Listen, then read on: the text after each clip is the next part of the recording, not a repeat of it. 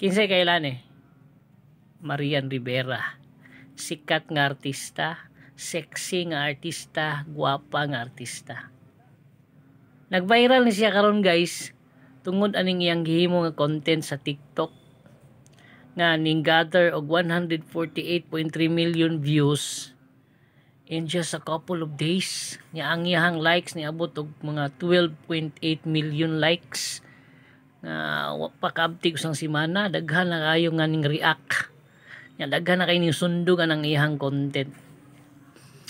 Kay ba mo kung say interesting ani nga video guys is gipakita ani nga video nga dili nakakinahanglan pa nga magpa-sexy aron lamang nga mo gather ka og daghan kayo nga mga reactors or makakikuha ka og daghang views sa imong TikTok or daghang likes sa imong TikTok. No, tanawa kuwang na lang mag-jacket siya, no? Ang iyang gipakita is pure talent, no? Ning sayaw lang siya, nya daghan na kayong ning react. Di pareha ng ubang mga content creator diha nga mga babae nga kuwang na lang taplakan ragbanid ng ilahang mga private parts diha. Igwad-igwad taman-taman, halos mga kita nitong mga nagpungasing liki sa pagbati aron lamang tan-awon sa mga viewers. Ay ba mo nga dili maayo nang inyong gibuhat nga daghan kay pang mga minors nga makakita sa imong mga video. Mao nay mutatak sa ilang una nga okay ra day mga nana, sundugon ako na yung nana aron daghan ko views.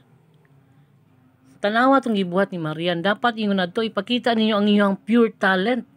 So manghinaot ko no sa mga babae diha na kung mahimo ipakita lang ninyong pure talent aron mao nay sundugon sa to ang mga umaabot nga mga kabatan-unan nga makita nila nga ang ato ra gyung ipa-show diri sa social media is kung unsay talent nato.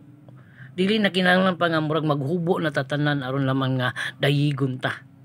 Okay, hinaot nga makuha na ninyo nga maayong pagtulunan unta. Kay para ram po na sa kayuhan sa tanan.